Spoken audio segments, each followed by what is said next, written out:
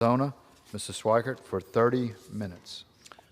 Thank you, Mr. Speaker Pro Tem, and I hope my friend from Georgia is enjoying the experience. In the old days, when you were bad, we used to put you in the chair to have to cover special orders. Would you believe I had to cover a lot of special orders as a freshman? We're going to actually spend a couple minutes tonight doing all sorts of things. But one of the first things I sort of want to walk through is how many of you understand we're all poorer today than we were just a couple years ago.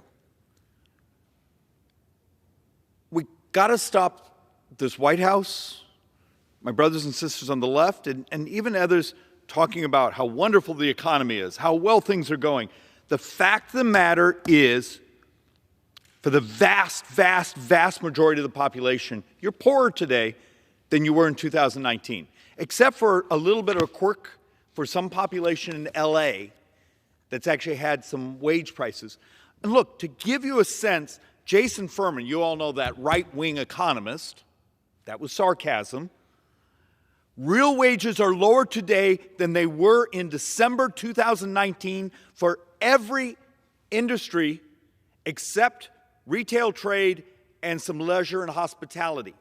And look, that's Jason Furman putting it out on social media because we got some updates today. This is off the Bloomberg terminal from about 20 minutes ago. And one of the reasons I'm also here is I represent the Scottsdale, Phoenix area, one of the greatest spots on earth, particularly during the winter. Please, come visit us. My folks in the Scottsdale, Phoenix area, if you look at the index that's come out from BLS, Bureau of Labor Statistics numbers, their wages, they're 4.5% poorer today than they were just 1 year ago. Don't tell me things are wonderful if you're a family and you're struggling just to figure out how you cover your gas and groceries. Well, David, gas is down.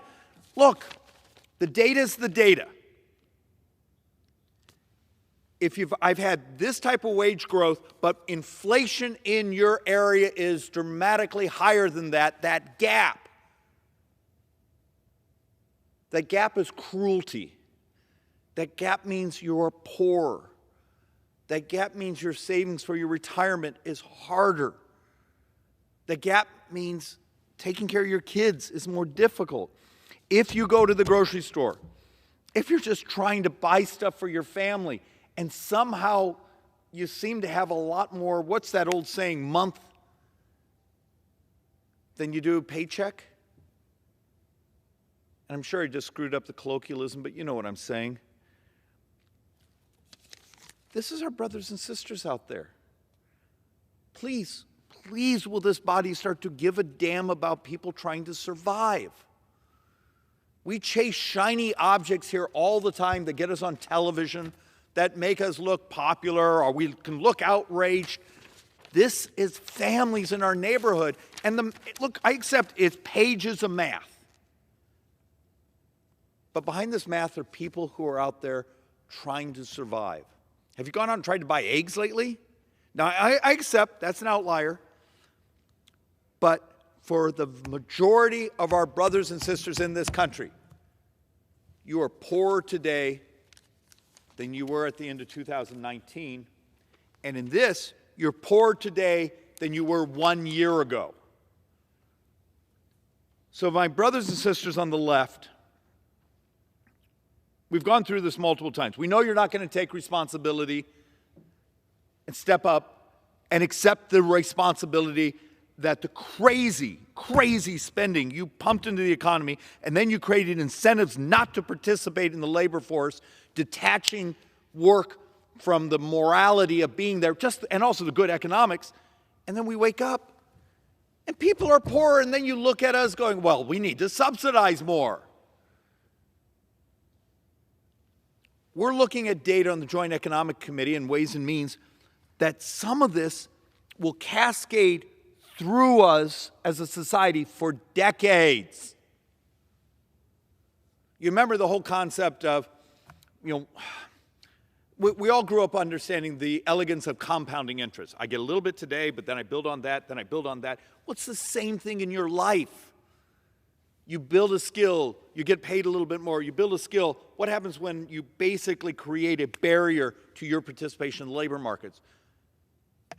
You've lost that compounding of life, and now we're seeing it in some of the economic literature that our brothers and sisters are going to be poor for the rest of their lives because of economic policies that set off inflation and then crushed other things such as productivity. But and I'm going to get to the productivity in a moment.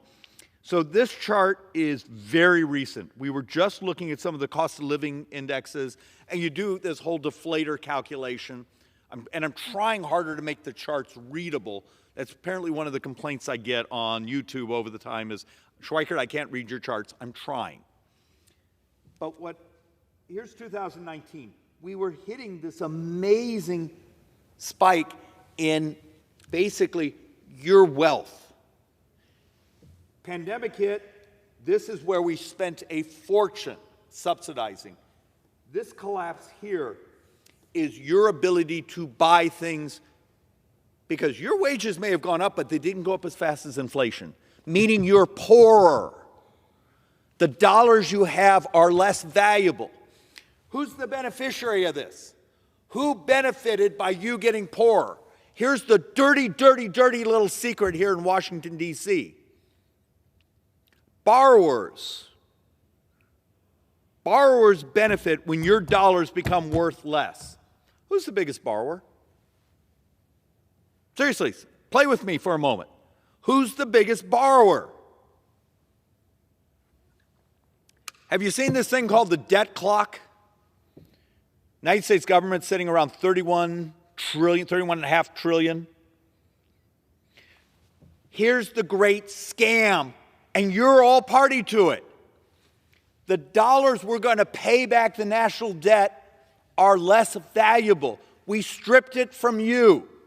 We stripped it from your savings. We stripped it from things you're going to have to buy in the future. We devalued you and your life and your savings. And we're going to pay back the debt in deflated dollars. Biggest wealth transfer in human history. How many people have come behind this microphone and at least attempted to apologize for what we did to working people in this country? And that's why you're going to see some crazy calculations come out over the next few months of debt to GDP, It's because we devalued the dollars we're going to pay back the debt. Now, where you and I are going to get, it's a technical economic term, we're going to get screwed. And I'm sorry for the poor folks that have to keep track of what I say. The reality of it is, as in interest rates now, we pay higher interest rates because we've devalued the U.S. dollar functionally through inflation, through, devaluing your savings. So as interest rates go up, we're now looking at some data that says in 25 years, if interest rates stay where functionally they're going right now, 100% of U.S. tax revenues go just to cover interest. There's no more military. There's no more Social Security. There's no more Medicare. There's nothing left because we're just covering interest. In 10 years, United States functionally has a structural $2 trillion a year deficit. So when our brain trust comes in here and, sorry, I got to stop being so mean. Let's back up a little. When we come in here and we talk about our desires that we're going to balance the budget in 10 years, incredibly noble, absolutely necessary. Well, $1 trillion of that shortfall is interest. We've got to pay our debts. We've got to pay the interest on our borrowing. And $1 trillion is mostly, it's a tiny bit Medicaid, mostly it's Medicare. What are you going to do, not pay for the medical expenses? Now, I'm going to walk you through some solutions, and then I'm going to spend the next few weeks coming behind this microphone every week we're here and trying to give solutions. There are solutions, but I got to get us all to think differently.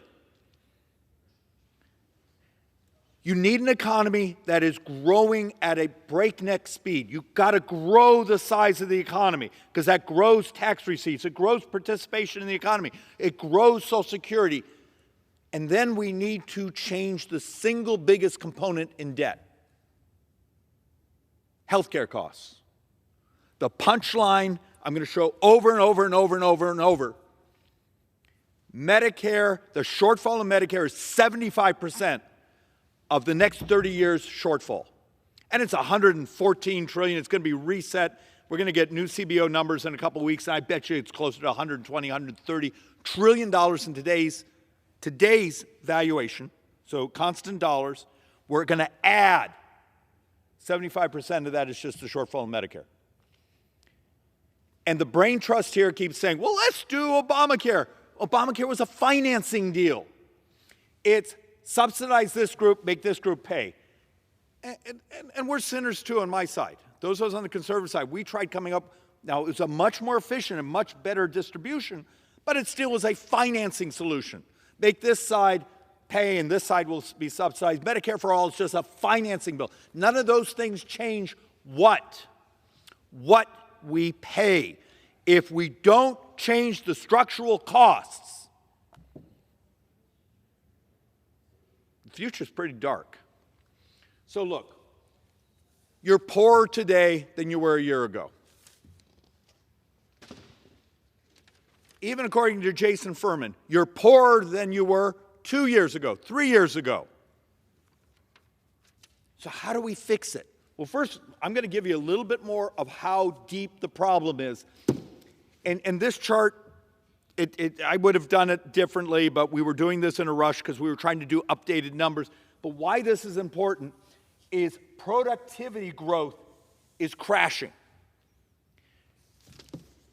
You all remember your high school economics class. What are the two things that functionally are your paycheck?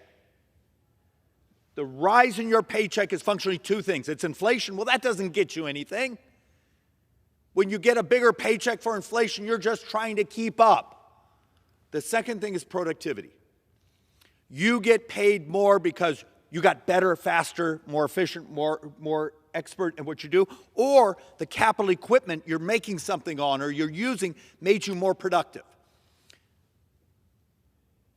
We saw after the 2017 tax reform, and one of the dirty little secrets is much of that economic boom we got and those tax revenues that came with it was from expensing.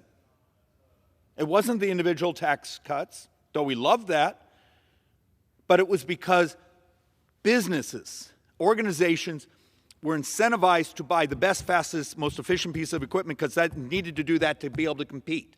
And expensing is a timing effect. This may be a little geeky, but let's say you go out and buy a piece of equipment and you make widgets. Remember, we all talked widgets. And you get to depreciate it over 7 years. And we changed the tax law, so now you get to depreciate it this year. Well, it's still depreciation, it's just a timing effect. Whether you depreciate it over 7 years off your taxes or you take it off in this year, it's a timing effect when we get the taxes. The elegance of the expensing side was I bought the capital equipment, I got more productive. 2 years later, my competitors are doing the same thing. I need to buy the next piece of capital equipment. Well, now I need to buy the next piece of capital equipment.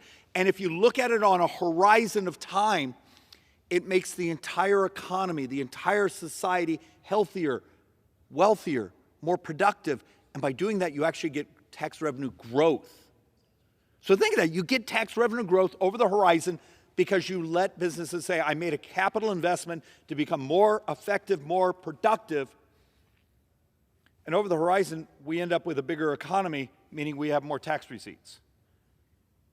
So why wouldn't we stop the reductions that are happening right now in expensing? Because when you look at this chart, you realize we got a productivity crisis. We have flatlined. A few years ago, we were running a 1.5 productivity growth, meaning every year we basically got about 1.8% more productive than the year before. Then we hit the 80s and through the mid-2000s, and we were less than 1% productivity growth, real problem. We're falling below 0.6% productivity growth since 2010. And the only spike we had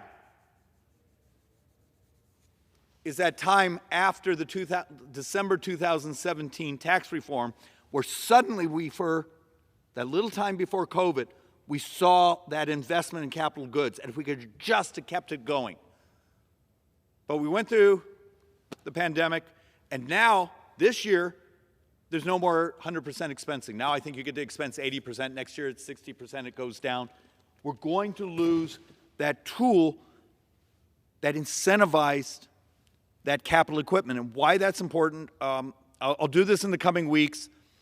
The demographics of the United States is the primary driver of future debt. Remember I was talking healthcare?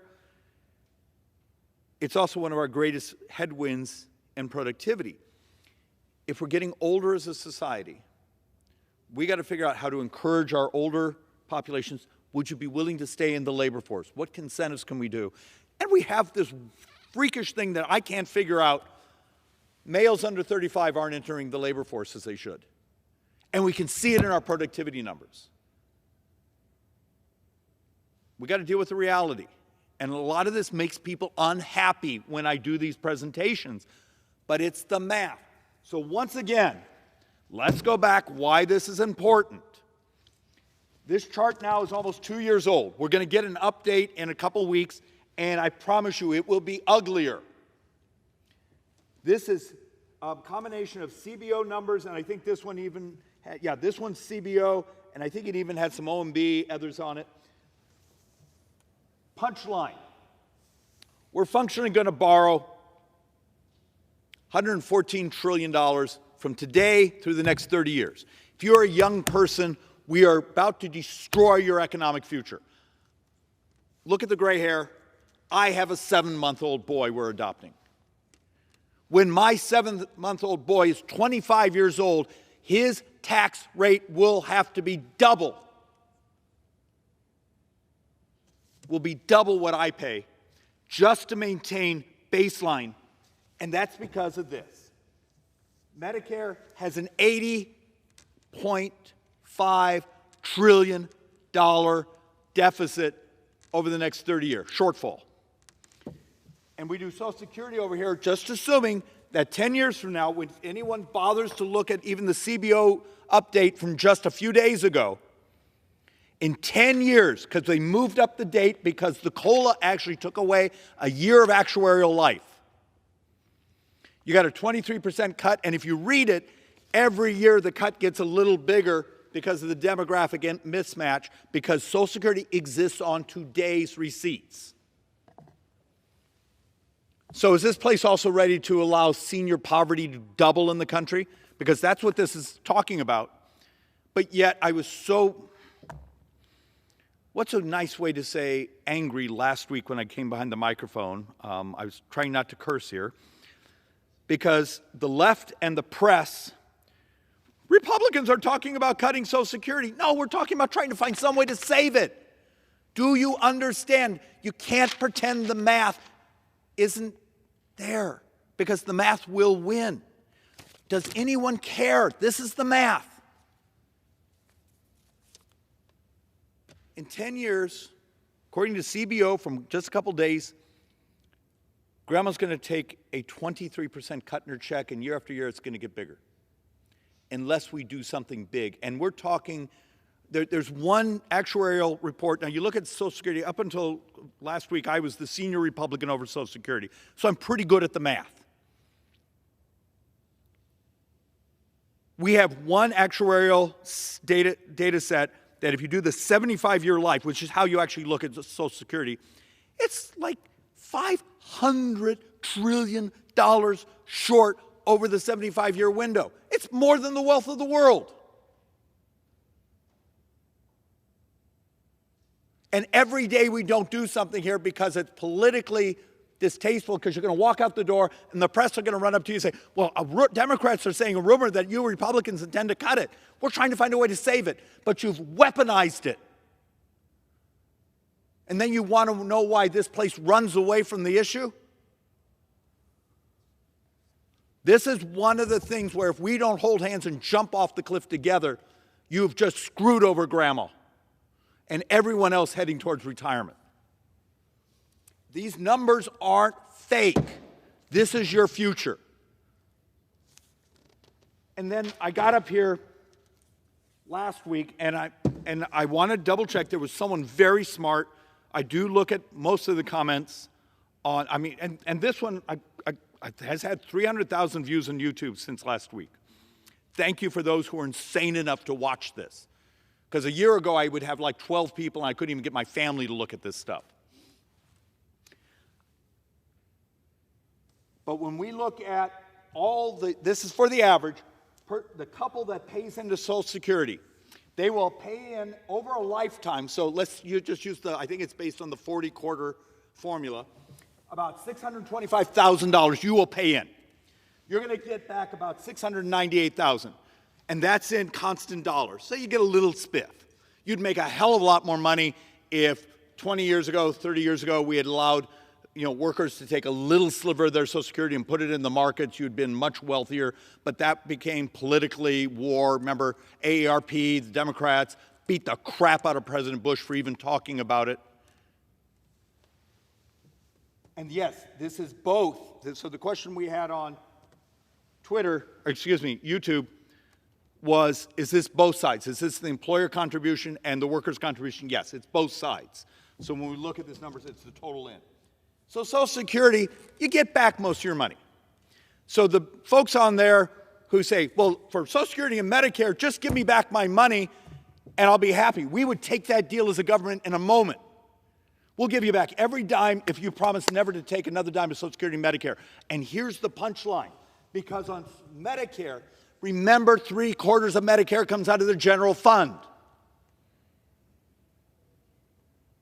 The tax portion of your FICA is just the little portion we call Medicare Part A. It's a hospital and some doctor there. So the average couple in a lifetime will only pay about $161,000 to someone who's retiring right now. $161,000 in Medicare taxes. They're going to take out $522. See the 1-to-5 ratio?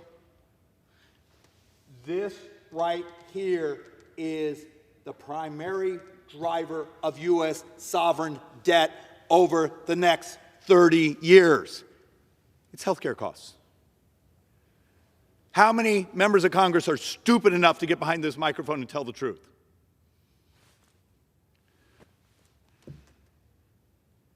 But it is the truth. It's the math. And you can't pretend. And look, you read the comments and you want to just reach out and say, I know the political class has lied to you for years, but you got to stop living in the lunacy world. Well, get rid of salaries for members of Congress. Okay, it pays for 28 minutes of an entire year's worth of borrowing. What would you like to do with the rest of the year? Well, let's get rid of foreign aid. Okay, you just got rid of a couple weeks of borrowing for an entire year. People don't see the scales. It's hard to do 14 zeros in your head. But we've been trying to put this together, even all sorts of the Democrat proposals. Well, go to a 70% tax rate. Great, you took care of another 6 weeks of borrowing. The political class has been unwilling to tell the truth. Republicans get up, well, we'll get rid of waste and fraud and foreign aid. The Democrats, well, rich people don't pay enough taxes. You lay them all out, you don't get near the borrowing. And understand, the borrowing doubles in 10 years because of the structural deficit, driven mostly by what I was showing there. And you start to look at the math. This is all the entitlements. Yes, there's other crap that are mandatory spending. These are earned entitlements. You earned it. You worked a certain number of quarters. You hit a certain age. But you see the chart. It's everything. And these over here, okay, this is federal retirement. This is veterans benefits. Those are also earned. We call them mandatory because it's a fixed formula. But you can't pretend this isn't real.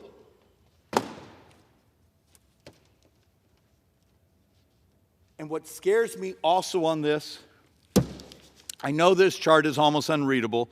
We mapped out Congressional Budget Office's modeling. And it would just show you they're almost overly optimistic all the time. That the numbers, historically come in much worse than the models we get, because it's hard to predict the next pandemic, the next recession, the next war. So be careful, because often the congressional budget numbers we get are the best case scenario. So now I'm just going to do this really, really quickly. If I came to you right now and said, okay, healthcare is the vast, vast majority of all future debt. Change the price of healthcare. Well, the moral thing is legalize technology. Legalize the type of technology where you can take care of yourself, but also cures. There are amazingly wonderful things happening. I'm going to do more of this over the coming weeks. The optimism that if we would actually understand, instead of just moving the pieces around to the table, oh, we'll cut this, but we'll shift it to the state. We'll cut this, and we'll shift this to the individual. That's not a cut. The spending stays the same as the size of the economy. There's a reason you didn't go to Blockbuster Video last weekend. There was a technology revolution. You no longer go get that silver disc. You hit a button at home. We're on the edge right now of curing stunning numbers of cancers. What would happen in healthcare when you start to see that? When you actually start to see ideas like this.